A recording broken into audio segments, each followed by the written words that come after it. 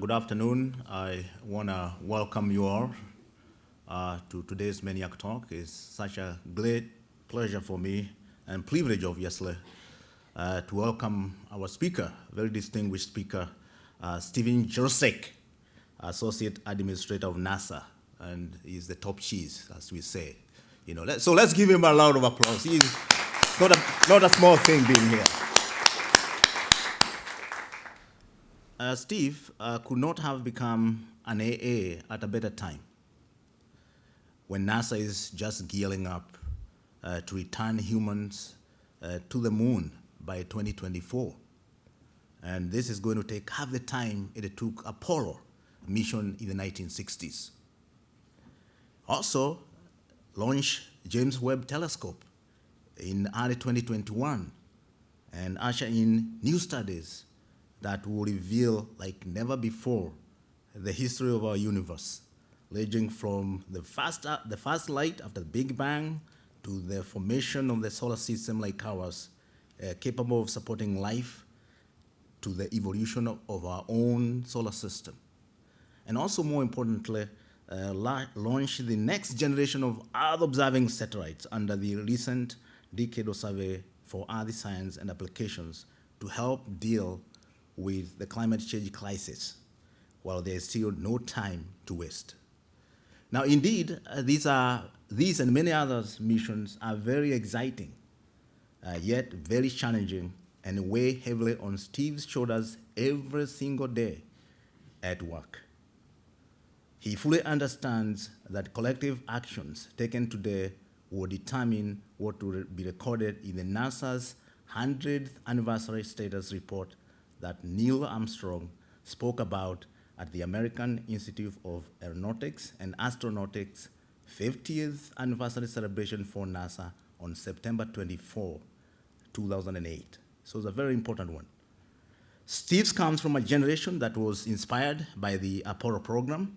He loved math, he also loved science, and he was also very good in sports in high school, which led him to pursue an engineering career like his father, and also allowed him to join NASA in 1988.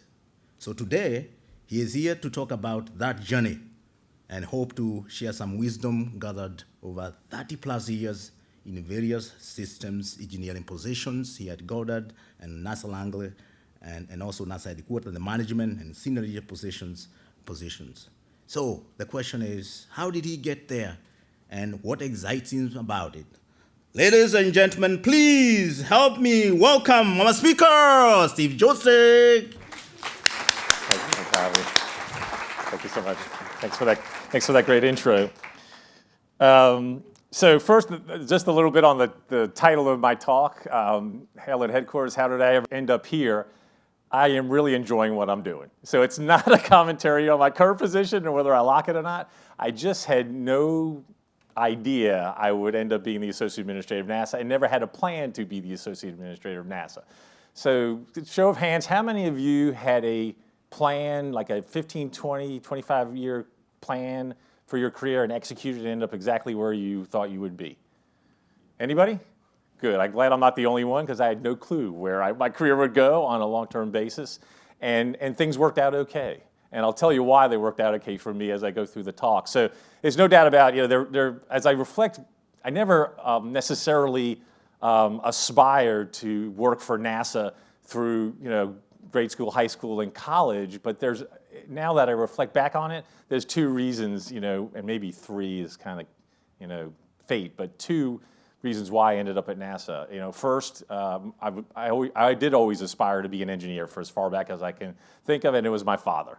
My father was a civil engineer, he was a structural engineer. He ended up having his own engineering consulting firm in Washington, D.C. He did the design of buildings, many buildings in and around Washington, like L'Enfant Plaza, the restoration of the Willard Hotel. I had a tremendous amount of respect for my father. He exhibited the values of NASA, safety, integrity, teamwork, and excellence. Now that I look back, he embodied those values, no doubt about it. And he was a really great engineer. He's a really well-respected and great engineer, and he was an inspiration for me to go into engineering. The second thing is I'm an Apollo kid. I am definitely the generation of Apollo. I was 7 years old on July 20th, 1969. We're going to celebrate the 50th anniversary, so you know how old I am. And I was glued to the TV. Even at 7, I was just glued to this little black and white TV, trying to stay up all hours of the day and night to watch every second of it. We had cable television. The remote control was this box with a wire on it with 20 buttons and a switch. So the first 20 channels were the top switch position, and the second switch position were the next 20 channels. And I remember pushing the buttons on that box and just, you know, and remembering Walter Cronkite and the coverage of Apollo 11. So I am a child of Apollo. There's no doubt about it. The third thing is just kind of a trivia thing. So I was born on February 20th, 1962. Does anybody know the significance of that date? John Glenn. So that's the day John Glenn launched, right? And first American to orbit the Earth. And so maybe that was a fate thing that I ended up at NASA because I was born. And I'm not, and the interesting thing is I'm not named John or Glenn. My mother claims everybody named their boys John and Glenn that day. Somehow I ended up being Steve, which is fine. But that's just kind of a fate kind of thing. I don't think that had any real effect on whether I came to NASA or not. However, I have not regretted, not for a second have I regretted coming and working for NASA. I will have been with NASA 31 years in September and just feel really blessed to have the opportunity to work here.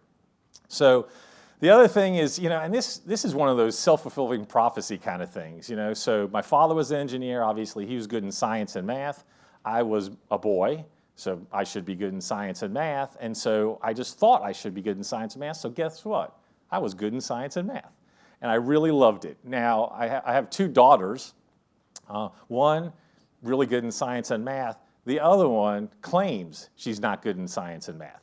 I would claim that's crap.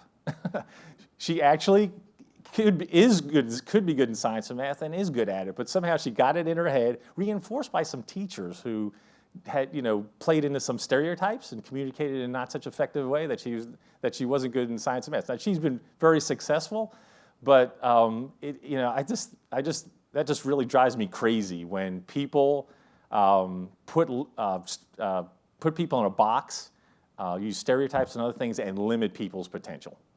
It just drives me nuts, and I really strive to never do that with anyone at work or outside of work, and definitely not with my girls. You know, I truly believe that given the right support, and you can achieve just about any goal. I don't know if I had some innate ability in science and math, or it was just kind of a self-fulfilling prophecy. You know, I thought I should be good in it because my father was, and you know, it was reinforced with teachers and others, and I was. So that obviously helped me maintain that career path to engineering and major in engineering in school. So I went to the University of Virginia.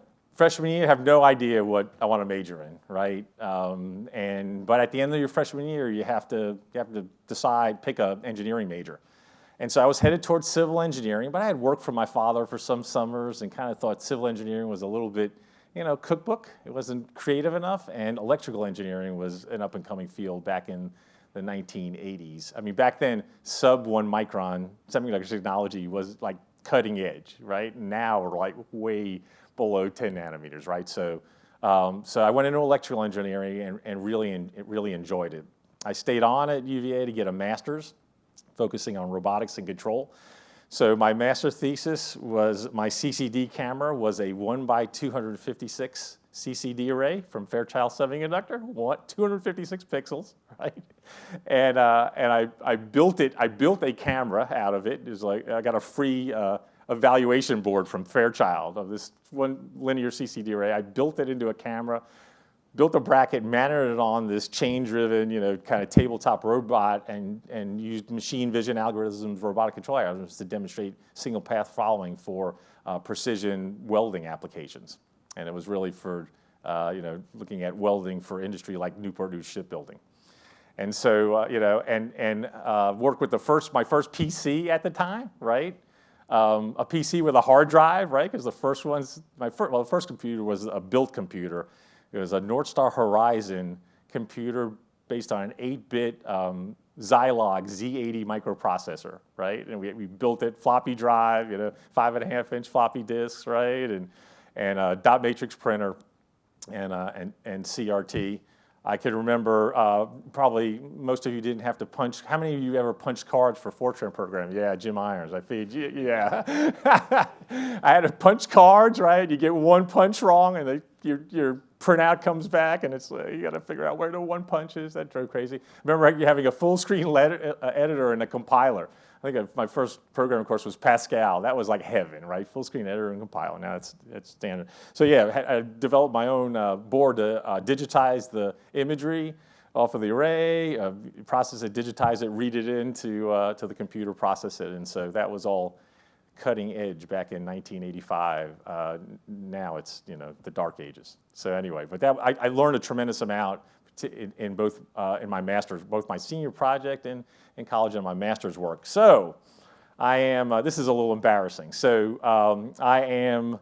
So the way we did interviews back then was SneakerNet. So you took your resume over to a building and a conference room, and there were boxes on the table with signs of who was interviewing in the next 2 or 3 weeks. And you just dropped resumes in the boxes of the organizations you were interested in interviewing with. And one of those organizations was Langley Research Center, NASA Langley Research Center. I just happened to be with a friend whose father worked at NASA Langley Research Center. And I was kind of, should I drop a resume in here? Should I not drop a resume in here? And of course, the gentleman next to me says, you have to drop a resume in there. It's a really great place to work. His father was an aeroservo elastician. Anybody know what an aeroservo elastician is? So it's an aircraft and launch discipline. It's the combination of aerodynamics, specifically unsteady aerodynamics, structural dynamics, and controls. So we have this tunnel down at Langley called the Transonic Dynamic Tunnel. Just about every aircraft that's ever flown has been in there for flutter clearance to look at under what flight conditions do the wings start to flutter, and how can you control, if that's in the envelope of the plane, how do you control that flutter and damp it out? That's aeroservo elasticity. So there you go. Glad I learned you something new. So if I do come back, I do want to come back as an aeroservo elastician, by the way. I just think it's a really cool multidisciplinary field. So anyway, so I dropped the resume in the box, and then 3 weeks later, I get an interview with a gentleman named Glenn Taylor, who was a branch head at Langley, who worked on the Viking project, which was just really cool to me. I worship the Viking guys, by the way. I'll tell you why later. Did an interview and got a job offer, and started my career at the NASA Langley Research Center. I'm wondering if the other Steve, my friend whose father worked at Langley, was not next to me, if I would have dropped the resume in the box or not. I'm really glad he was there with me, and I dropped that resume in there. So my first project at Langley was working on an earth science instrument, an atmospheric science instrument called the halogen occultation experiment, and that's HALOE. It flew on the upper atmosphere. It's one of 10 instruments to fly on the upper atmospheric research satellite. It was launched on the shuttle in the early 90s. And it measures, it tracks the sun as it rises and sets in the atmosphere, twice in orbit, looks at absorption lines to measure the profile and concentrations of chlorofluoromethanes, or chlorofluorocarbons, the ozone-destroying gases, and that destroy stratospheric ozone, as well as measured ozone. And back then we were depleting, we were releasing chlorofluorocarbons, chlorofluoromethane, and breaking down ozone. Ozone in the stratosphere is really important. It filters out UV, so it could have been a major public health crisis if we continue to do that. So I like telling the story of HALOE because it is a great story of how science informed policymaking, generated solid policy, and then the science and engineering informed the effectiveness of the policy. So we were depleting the ozone layer. It was going to be a significant problem because of UV, made measurements, HALOE, stratospheric layer and gas experiment, and tonal ozone mapping spectrometer. I remember those kind of three instruments that were measuring stratospheric ozone and the ozone depleting gases. Informed policy, Montreal Protocol and amendments, banned the CFCs, aerosol cans, and refrigerants, and worldwide. It was a worldwide agreement, and then we measured the effectiveness of the policy, and we saw ozone depletion stop, and it's actually coming back a little bit now. And so that's a perfect example of how science informs policy and then the effectiveness of policy. I wish climate change was that simple. I wish it was. It is not. we were able to very easily connect the dots to, aerosol cans, refrigerants, ozone depletion, the negative effects of ozone depletion, and things we could do to stop that with fairly straightforward and compelling measurements and science. But we proved with HALOE, SAGE, TOMS, and other instruments and the science that we do that it can be done. And then we can develop really effective policy with really solid science, underpinned by satellite and other measurements. So that was one thing that kept me at NASA and motivated me, is I was able to connect what I was doing. So I was an electronics engineer on HALOE. I was responsible for 3 electronics boxes, the design, manufacturing, integration test of 3 electronics boxes. And it was great experience because it was in-house, hands-on flight hardware development. And I've carried that experience forward to me through my career, ever since that first project, and it's been incredibly valuable for me. I then later became the INT manager. We unfortunately, due to Challenger, the launch of URs was delayed, and so we actually decided to de-integrate the instrument somewhat, fix some noise problems we had at the detectors and some other problems, reintegrate it and take it back through environmental performance and environmental tests. When we did that, I got to be the INT manager for HALOE. So that was an awesome experience too, to take it through INT for the second time, having that learning of the first time. But one of the great things for me about HALOE and science missions in general, and what we do in general, is I was able to connect what I was doing for the instrument, these electronic boxes, to what the instrument performance was, what the instrument was measuring, and the importance of what the instrument was measuring. So that's one of the things that I think is really key to having a long and fulfilling career, is being able to understand how what you're doing connects to higher goals and things that resonate with you.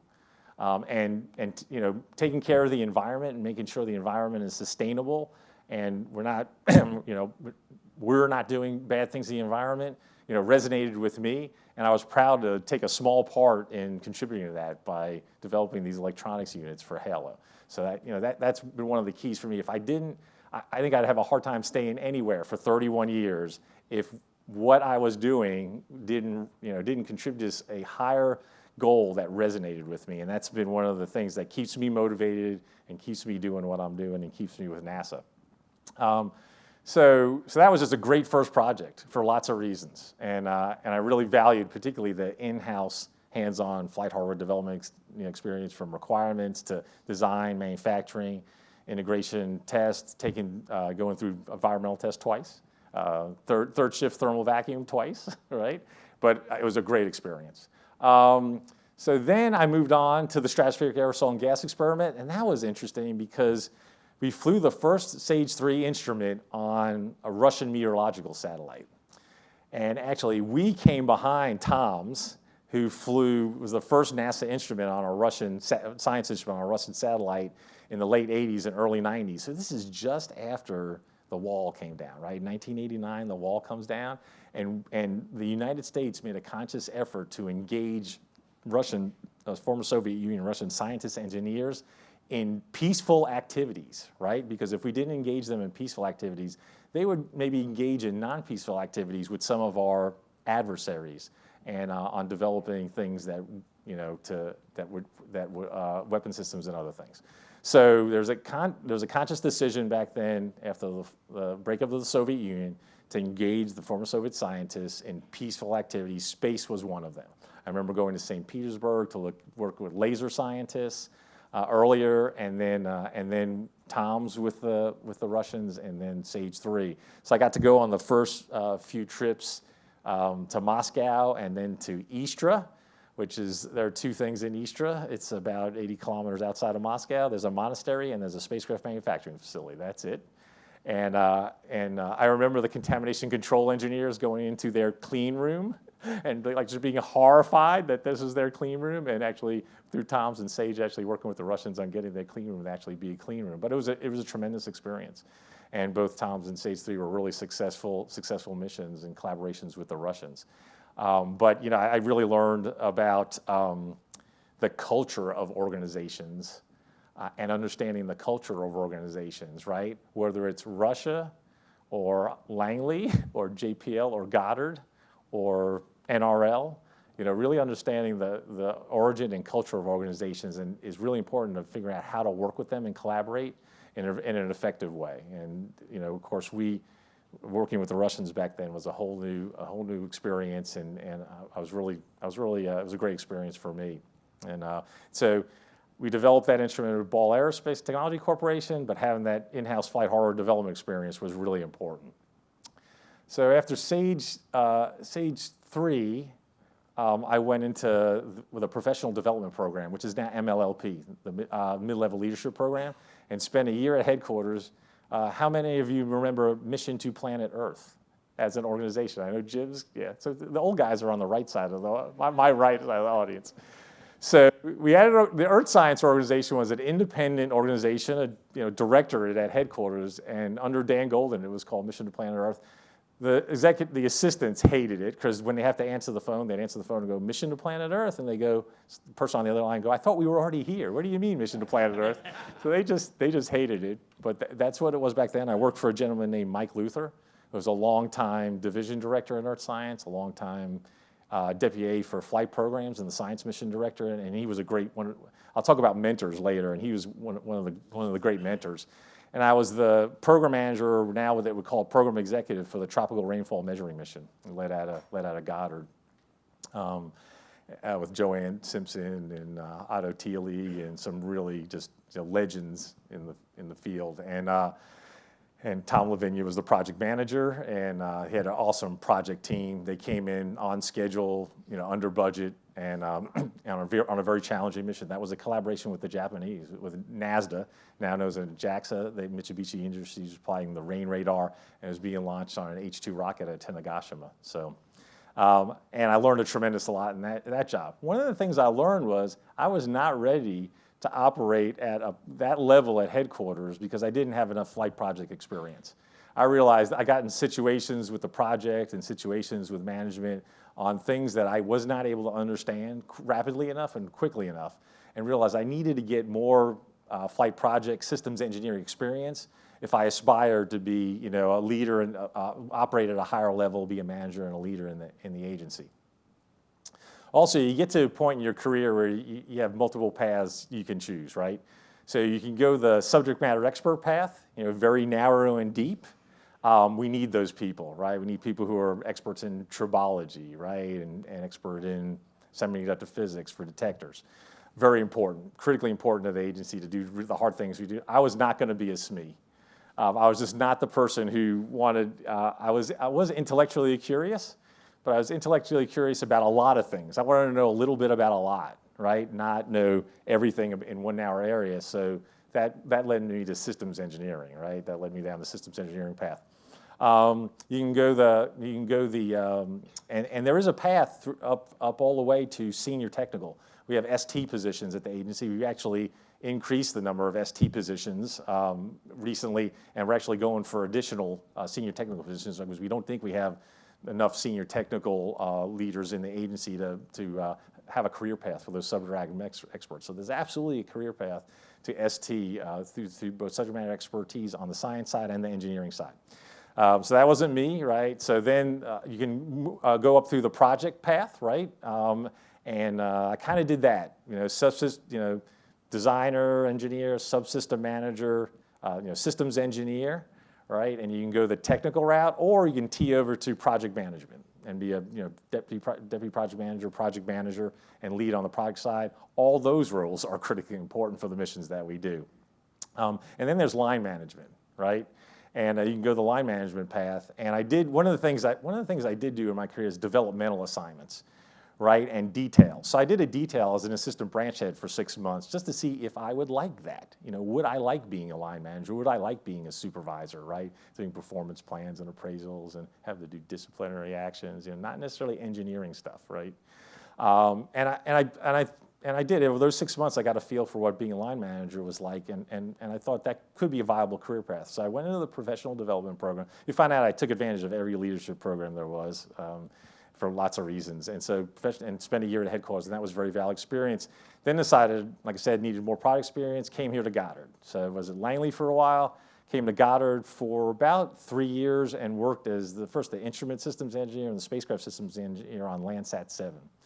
and that's how I got to know Jim Irons and others, and that was a tremendous experience.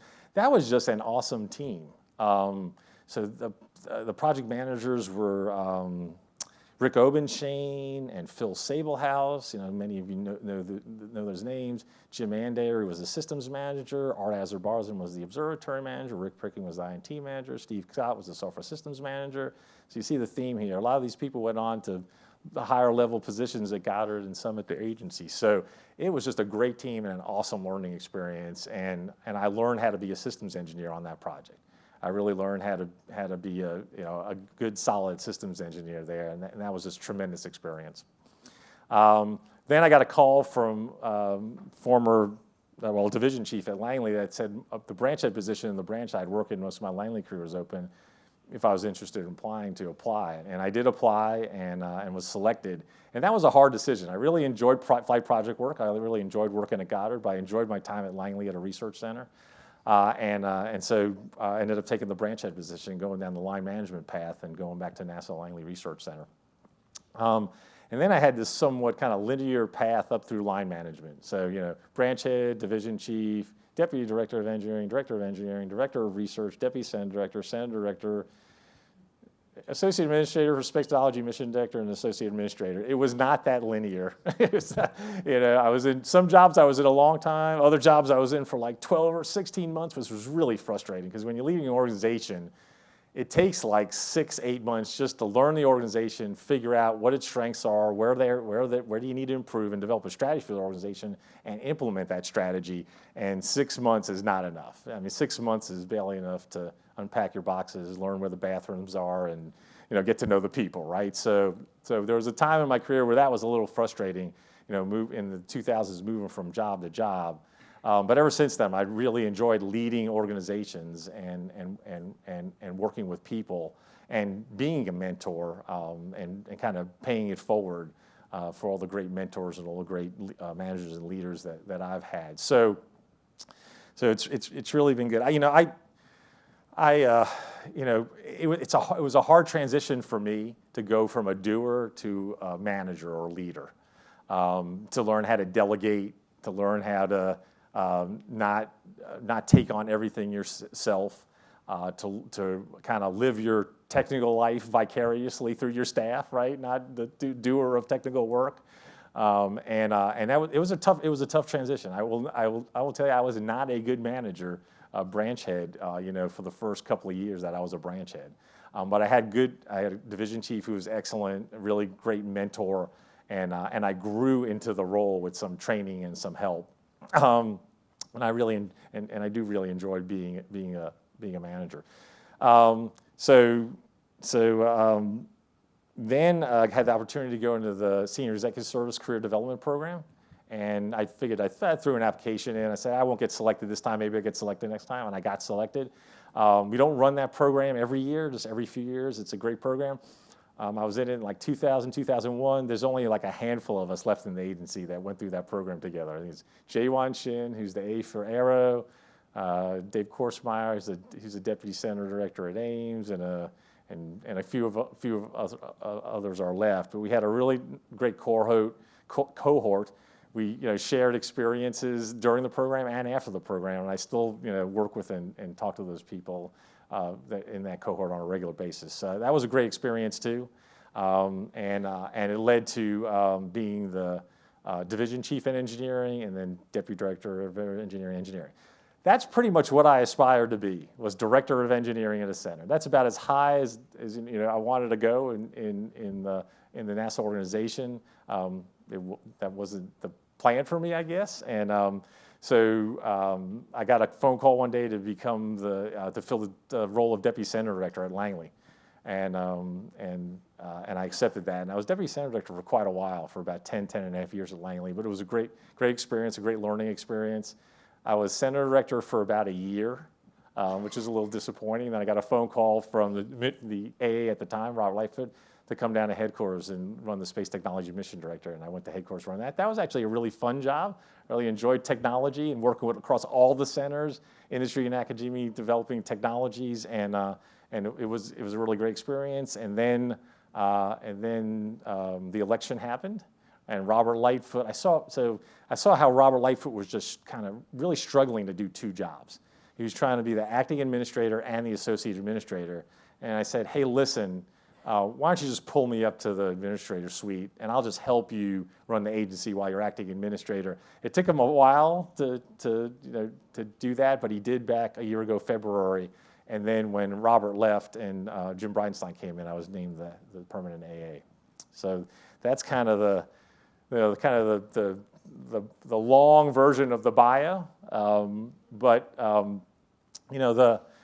The things that are important. I really tried to live the NASA values. I really do. I'll tell you what they mean to me personally. First of all, what safety means to me is that we're having the right conversations with data and making the right decisions. We're taking the emotion out of the arguments when we talk about safety, particularly safety of crew, but also safety of our robotic missions and safety of our people here and at our contractors. But we're getting data on the table. We're having the right conversations. We're challenging each other, and we're making the right decisions based on that data and those conversations. And I can't stress that enough. It's really been, the commercial crew program has really been a real challenge. Completely different approach. We're buying services. We're not buying vehicles. Different approach to requirements on the contractor. Different approach to how we're verifying those requirements. But in the end, we have to be comfortable that this is a human-rated, human-certified vehicle, and we're going to fly our crews on there. And so I have been proud of that team for developing a great the best relationship they possibly can with our two partners, SpaceX and Boeing, and getting the data through analysis and testing that we need to have the right conversations to make the right decisions. Are we ready to fly, or are there still risks out there that we can and need to mitigate? And we had those conversations for Demo Mission 1 for SpaceX that we flew recently to station. And it took a couple of really long meetings and reviews of agency leadership to get to the point where everybody said, okay, we mitigated the risks we need to mitigate. We're willing to accept the residual risk, the risks we're willing to accept, and we're ready to go fly an uncrewed, test flight. And that was a fully successful flight. So more to come. I know we're going to have those conversations on James Webb Space Telescope, right? That's another mission I spend a lot of time on a daily and weekly basis. It's critically important to the agency, the science community, and an incredibly ambitious and complex, mission. There's no doubt about it.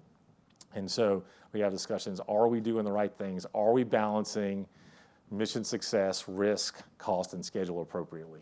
And we have those conversations, and we do it with data, our experience, knowledge, and data. So that's kind of the safety piece. Teamwork is a given in this business. People don't realize how multidisciplinary aerospace is. By its very nature, it is multidisciplinary. It takes a team of very talented and dedicated people to do what we do. It is really difficult, right? Very complex systems, high reliability, have to survive launch and operate in a pretty harsh environment, and we get one shot at it, right? We get one shot at it. So really, really hard business. So I really enjoyed working. That's one of the things I enjoyed about flight projects. I really enjoyed working on teams. And on a flight project, you have a singular goal, right? It's launch and check out the spacecraft and get the science done, or get the exploration mission done. And I just love that clear goal and singular focus of a flight project team. I just love that. And I argue with myself. I might have been happier in my career, continuing to work flight projects. I really enjoyed, working flight projects, but decided to go the line management route. Integrity I've tried to live my life and career with integrity, and to me that's saying what you're going to do and doing what you said you were going to do. And trust is something that needs to be earned, right? You earn trust of your team and your people, and I've tried to live that both in my life and career. And then of course excellence is a core value in everything we do. We need to be, very technically competent leaders and managers if we're going to do these hard things. And so I think that this team, the NASA team we have, lives those values, and it's really important. It's not just a bumper sticker. We actually live them, and it's one of the reasons why we're successful. I won't say I was a natural leader, and just you have this argument of, are leaders born or are leaders made? And I have no clue if leaders are born or made. All I know is, I've had things that I've had to work on to be an effective leader in my career. So some of the things I've had to work on is active listening, right? I like to talk. There's no doubt about it. I like to talk. And what I would get in meetings, I would kind of pretend to listen. But what I was really doing was thinking about what's the next thing I'm going to say. So it was like, the parents in Charlie Brown, the person speaking was wah, wah, wah, wah, wah to me. I was really thinking about what's the next thing I was going to say. I really wasn't listening. And as a leader, you will not be an effective leader with that approach. I've had great mentors, and I've watched how they've led groups. And I believe in the wisdom of crowds, and that a group of diverse, appropriately experienced non-experts will come up with a better solution to a problem than the single worldwide expert in the field. I do believe in that if they're effectively led. And to me, that means getting in a meeting that you're trying to solve a problem, you tee up the problem clearly with the group, and then you listen, right? And you listen to suggestions of how to solve the problem, how to frame the problem.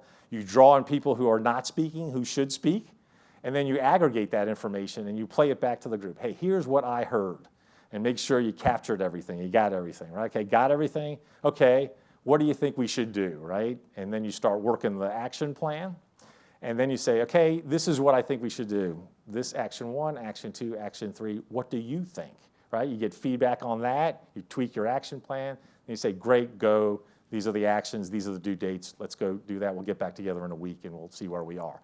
I've seen in flight readiness reviews and other less significant meetings, leaders be very effective doing that. It did not come naturally to me to do that, and so it's something I had to work on.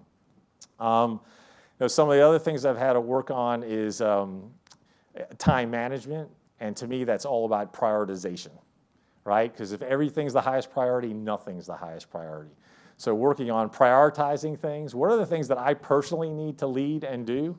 What things can I delegate, particularly at my level? Like I said, there are like 5 or 6 programs that I pay attention to at my level. It doesn't mean that the thousands of other programs and projects are not important. They are. It's just at my level, I have to pay attention to a few things. These are continued successful operations of the International Space Station. That's critical, right? Including commercial cargo and commercial crew. I spend a tremendous amount of time on commercial crew right now, trying to get to crewed flights of both the Boeing and SpaceX vehicles. James Webb Space Telescope, already talked about James Webb. Mars 2020, I spent a lot of time on Mars 2020. Let's see, X-59, the first piloted X-plane we've developed in a long time, the low boom flight demonstrator, right? That's something that both has risk in it and something we haven't done in any while, developed a piloted X-plane. And then of course, Artemis, right? So particularly since the end of March, when the date for landing crews back on the moon moved from 2028 to 2024, right? It's going to be a tremendous challenge. So, those are the things that I have to pay attention to. Other things I have to rely on, AAs and center directors and directors of engineering, directors of safety mission service, directors for science, et cetera. And only if there's a significant problem on some of those things, it pops up to me. So prioritizing and then there are some things that are just really important to me. Family and time for family. I guard my weekend time jealously, to try to not work on the weekends. Do I work on the weekends? Yes, I work on weekends. But I try not to do that. I try to keep that time to recharge and to spend time with family and extended family too. And then both for my physical health and mental health, exercise. I run, I cycle, I snowboard, I paddle a little bit on rivers. I just need to get outdoors, exercise, and just for stress relief and to keep my blood pressure down. I went in the other day and my blood pressure was 148 over 88, not good. It's been 120 over 80 forever. I'm hoping I have a cold, so I apologize for that. I'm hoping it's the Sudafed that drove my blood pressure up and not my blood pressure, but I'm worried it's my blood pressure. So we'll see what happens when I get off the Sudafed and go back in. But yeah, my standing heart rate was like 51. And so they always ask, are you a runner? And I said, yes, I'm a runner, right? So that's been really important. So this work-life, prioritization, time management, work-life balance, taking care of your health is really important. I got this cold just because I've been on travel off and on for the last 4 weeks, and just you're on airplanes and you can get pickup stuff from folks. So that's been really important also. I think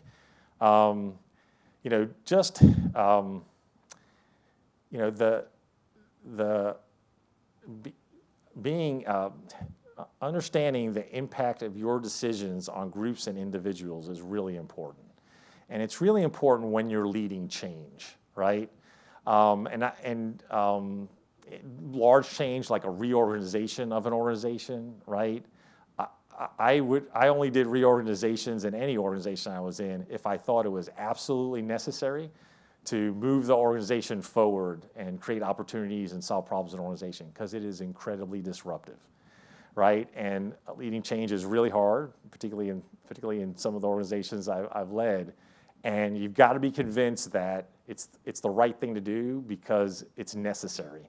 It's not because you get it in a new org and it's just what you do when you run a new org. You reorganize. That's not it.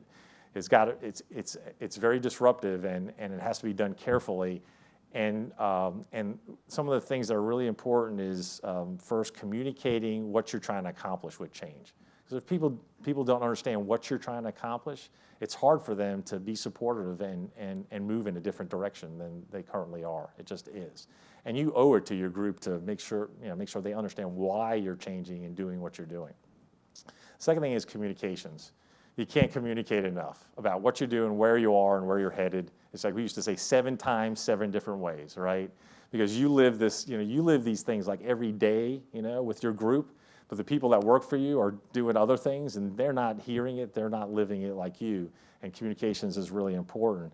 And then the implementation of it is really important. A lot of times we come up with a plan to implement change and we hit dead ends and roadblocks and realize, it's not going to work.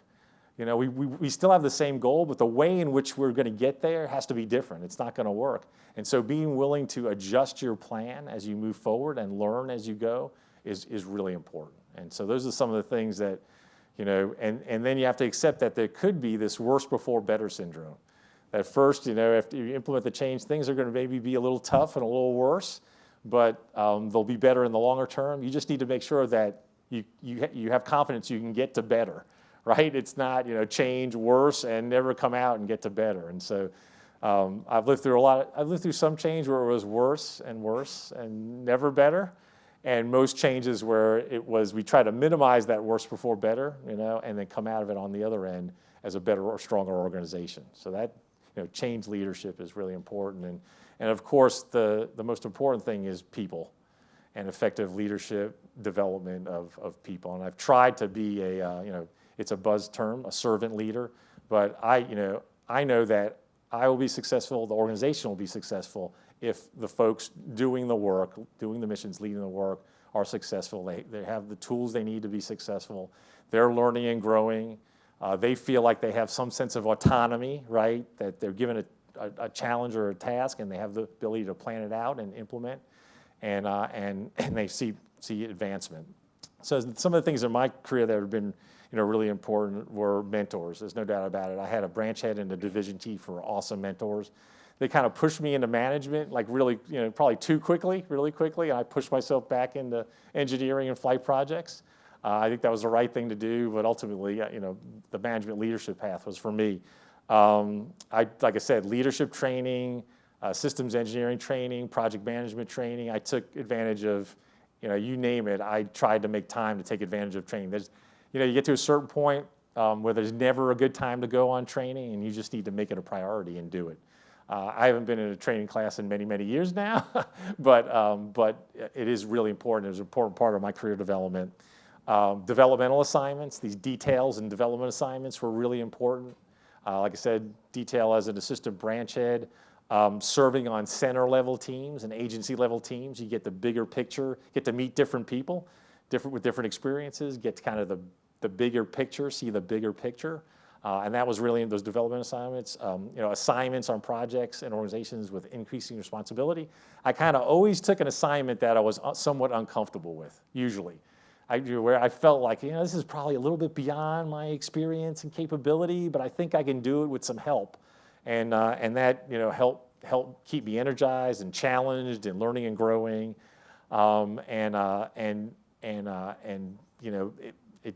It worked for me. Maybe not for everybody, but it worked for me. So, kind of those were the things that were important to me in growing in my career and developing my career, and some of the things I try to do I've tried to do in my career for my staff and my people. I just feel really blessed to have had the career that I've had and work for this amazing team. So the amazing NASA team here at Goddard and the other centers that do just incredible things, things that have never been done before. Most of what we're doing in our missions are things that have never been done before. I do think this agency is really important for not only the nation, but for the world, for these reasons. I'll kind of end with this. One is the science work we do, literally rewrites textbooks on a weekly, monthly, yearly basis. Just the science discoveries we make across earth science, heliophysics, astrophysics, and planet science are incredible. Every week there's a new discovery and just a new, either it's like, wow, we didn't know that, or wow, what the hell is that? Sometimes, and it's just amazing. So just increasing the body of knowledge of the human race, right? The other thing we do is we are a nation of explorers. We just are, and so I do believe human exploration is important.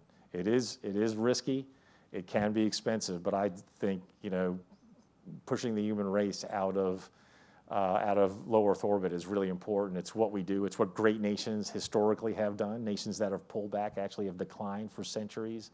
It's what great civilizations do, and I think this country is up for continuing on the path of human exploration of the solar system. We develop technologies to enable our missions that have broad impact and broad reach, not only across the government, but enable our commercial partners. I think that's really important. I've worked a lot in technology in my career. The other thing we've been since the formation of the agency is an instrument of soft power. Kennedy's charge to send a man to the moon and return him safely by the end of the decade was essentially to prove that our system of government, our system of economics was superior to theirs. And we're going to prove it by doing this incredibly audacious, very difficult thing. And ever since then, from Apollo-Soyuz to ISS, and now collaboration on the lunar missions, the collaborations internationally we do on our science missions, we are an instrument of soft power, and you can make the argument very successfully that it's a lot less costly to engage nations in what we do in civil space than it is to solve conflicts with nations in other ways. So since day one, we have collaborated and continue to collaborate with DoD and others for national security. It's not a big part of what we do, but it is an important part of what we do, and some of our capabilities and technologies do help our other agency partners and our national security. And then inspiration.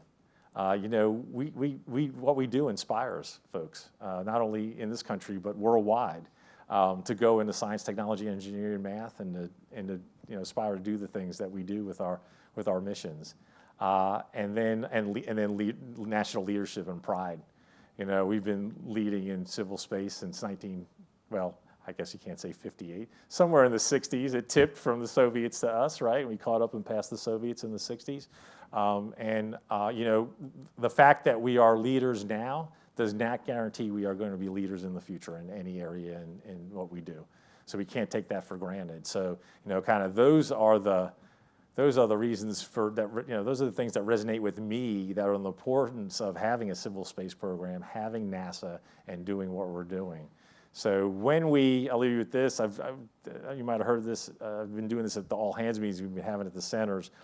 is when we got this charge at the 5th National Space Council meeting down in Huntsville to get land the first American woman and next American man on the moon in 2024.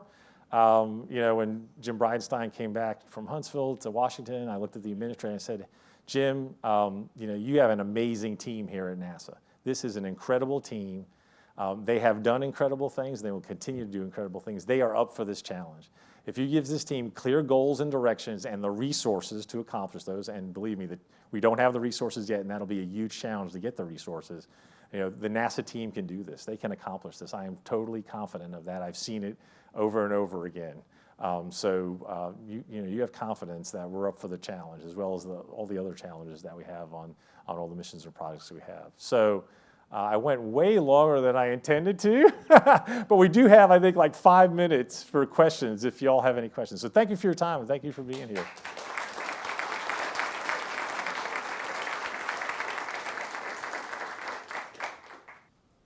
What would you consider enough time out of position before you move to another? Oh, enough time out of position before he moved on. That is really situational dependent. That's a crappy answer, I know. Sorry. So it's always timing is tricky. So there are I would always, when I got on a flight project, I always wanted to take it to flight. Did I always get to take it to flight? No, because sometimes I took it through INT and they wanted to move me on to the next project, and I did that reluctantly. But I think it's something that you need to evaluate, with your supervisor and just determine, hey, what is the timing right, is the opportunity appropriate given where in your career? Although I never had a 5, 10, 15-year plan, I did, kind of set a trajectory and talked about, what would be the next assignment or the 2 assignments down to, keep me on that trajectory. But the timing is really just kind of situational dependent. Like I said, I get these phone calls sometimes after being in a line management position for 15 or 16 months and be like, really, you want me to move on? I know, but it was the right thing for the organization to do. So it's really kind of you got to talk through it with your supervisor and figure out what's the right timing. Sometimes you do end up leaving organizations or projects kind of earlier than you'd like, or that might be good because it's important for the organization and for your development to move on to that next position. Yeah. Hi, I was just wondering, I know the current focus is on Project Artemis, but the holy grail for this is Mars. So I was just wondering, when do you expect us to see start launching, possibly propulsion systems and habitats, and when do you expect flights out of the Earth system, possibly into deep space, maybe a flyby Venus? Wow. Okay. So futurist, I'm not, but here's what I think. So I think we do need to, particularly being the former space technology guy, we do need to develop a lot of technologies and capabilities for more ambitious robotic missions to Mars, as well as human exploration of Mars, and then eventually, robotic missions outside the solar system. So, I think we're still learning about the long-term effects of the space environment on people. Crews are staying longer on station now. We had Scott Kelly's year, but crews are now regularly staying 6, 8, 9 months on station, and we're seeing effects like vision problems and other problems that we did not see before. So we have to develop countermeasures like we did for muscle wasting and bone loss and muscle wasting. Exercise was the countermeasure. So we have to develop countermeasures to these other things or reduce trip time. So that's the trade. So either we continue to do research on station countermeasures or advanced propulsion systems to reduce trip times. Chemical, you're going to get a ISP and an efficiency of 450 seconds. Electric is great. You're going to get super high efficiency, 2,000, 3,000 ISP, super low thrust, super long trip time. So we're looking at nuclear thermal propulsion. This is another thing that, nuclear thermal propulsion has been around for a really long time. We did NERVA back in the late 60s, and then we gave up on it, and the Russians gave up on it too. And then I talk about nuclear thermal propulsion development. I have these guys who look like me, not much hair, gray, beards, And they go, oh man, we looked at that back in the 60s, that'll never work. And I'm like, well, technology has advanced a little bit since the 60s. Materials technology, physics-based modeling of nuclear systems, right? Manufacturing technology, we're actually 3D printing the cladding for the fuel elements for the reactor, right? So that's something, when somebody says, oh, we looked at that a long time ago. Well, look at it with current engineering tools and technologies, because it may actually be closed now and be affordable. We're also looking at nuclear, that can reduce ship time by maybe 20%. Nuclear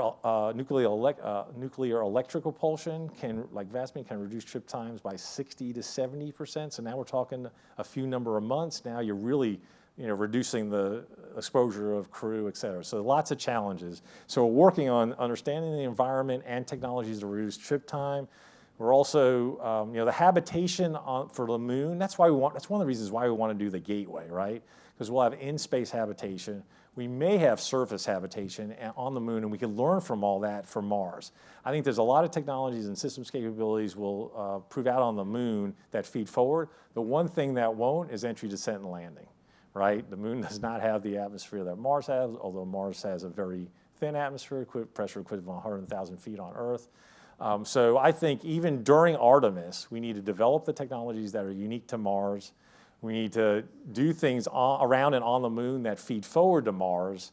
And then we got to work the EDL problem. We can land about a metric ton with the Viking technology now. We got to land maybe 10, 15, 20 metric tons for things like habitation and ascent vehicles. So we got to have a different architecture for landing on Mars, these much more massive systems. And then we need to continue to do robotic missions to Mars. So Mars 2020, Mars sample return. We have the money proposed in the budget in FY20 to start formulation on Mars sample return. It's a first round trip mission. It'll be first time we'll have launched something off the surface of another planet.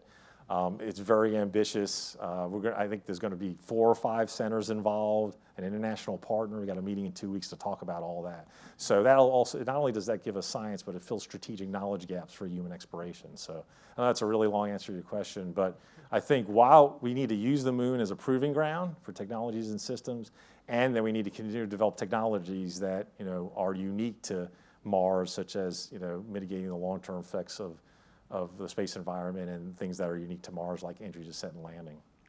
We can do it. I don't know when, but we need to, like I said, use the moon and develop technologies, because the ultimate goal is human exploration of Mars. Thank you for answering it. No problem with the long answer. Sorry about that. It's not an easy question to answer. I appreciate it, though. But just because we're focused on the moon doesn't mean we're not doing things to meet the ultimate Mars goal. I think we got. Steve, you're not allowed to answer. Ask a question. question. It's kind Okay, of go ahead. Showboating a little bit for you. So Yes. I really, this week is a really key week. That the successful launch of Falcon X Heavy or Falcon Heavy. Falcon 9 Heavy. Falcon 9 Heavy. The fact that we had these STMD technologies, GPIM, which is something Goddard's been involved with, at Green Propellant Mission with Ball Aerospace, that the atomic clock for deeper space with our partners at JPL, and what that could do for timing, which is critical. The fact that we had all these small sets on there. 24 spacecraft. The fact that we had DoD for STP, that we had, and we have stuff that we're doing for science. I mean, this is absolutely critical, convergence of all these things we've been working on for the last 8 or 10, 12 years, right? Yep. Just amazing. So kudos to you and our team, but there's a lot to celebrate there. Yep, but agreed. I'm equally as frustrated by things like GPIM. And atomic clock. It's been, 8 years since we selected that until demonstration? Yeah, GPIM was in storage for 2.5 years waiting for the launch. So what can we do to compress that so we could demonstrate things a lot quicker and learn from these things and move on quicker? Yeah, so we're running over, but I'll try to answer this relatively quickly, but I never answer any questions quickly. So here we go. So I'm really concerned about there being enough in-house work at the centers. As we move forward, because we're doing more with commercial, and I get this question at just about all the centers. Are we going to continue to do in-house work? Yes, we need to continue to do in-house work. Like I said, my first project was an in-house flight hardware development project. I think we can do more tech development and tech demos with the centers in partnership maybe with industries, universities, and do it more rapidly. Do it in a skunk, right? This is a buzzword thing too, but do it in a skunk works kind of mode. Yeah. You know, things like we did max launch abort system, composite crew module, other things like, you know, landers we've done. I know things you've done here in Goddard kind of on the cheap, right? And I think we can do things that are a little bit more ambitious than on the cheap, but do them rapidly, take more risk, learn, go fly, and move on. I think we need to do more of that, and I think we can do more of that in-house focused on technology development and demonstration. So I think that's one thing we can do. The second thing is, you know, launch has been a real challenge. I think science is stepping up. They're going to put an ESPA ring on all their launches now. That's a secondary payload carrier for, you know, ESPA class washing machine size spacecraft. I think we have the station as a resource now. You can go up on cargo. You can go on station or get deployed off a station with the CubeSat deployers, et cetera. So I think access to space, I think we're working that. I think that was the challenge. That was one of the challenges on GPIN and DSOC, right? I think that can help. And then I think we can do things like deep space atomic clock, which deep space optical comm. We're going to fly it as a demo on Psyche. We're flying terrain relative navigation as a demo on 2020. Coronagraph kind of as a demo on W1st, right? So I think we need to, on the science missions and even on some of the human exploration missions, we can kind of have, you know, demos that are not critical to the science, not in the level of requirements, but, you know, fly them in parallel with the mission. And we're learning how to do that. It's been a challenge doing that. I mean, transitioning like deep space optical comm from a tech project in a lab to a spaceflight project that's going to fly on a really important science mission was a real challenge. We're learning a lot from that, but I think we can do more of that also. Great. So I think We'll all stay that. ready to help you with that. Yeah, I think I know all the people here are very eager to do it. Yep. We want to break through that and do Okay, more. I think we're beyond time. So with that, let's thank Steve one more time. Thank you. Thank you for your time. Thank you for coming.